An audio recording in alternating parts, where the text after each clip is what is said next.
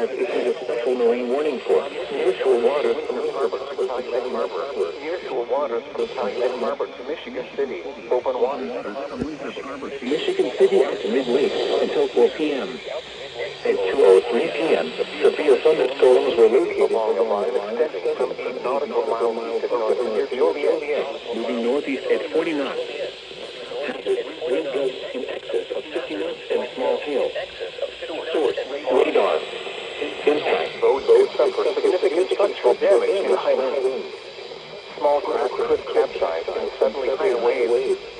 Locations impacted include Harrison Beaver, Chris, Burnham Harbor, Hammond Marina, Wilmette Harbor, Jackson Park Harbor, 31st Street Harbor, Monroe Harbor, Burns Harbor, Belmont Harbor, Calumet Harbor, Marina Shores Epping Harbor, and 59th Street Marina.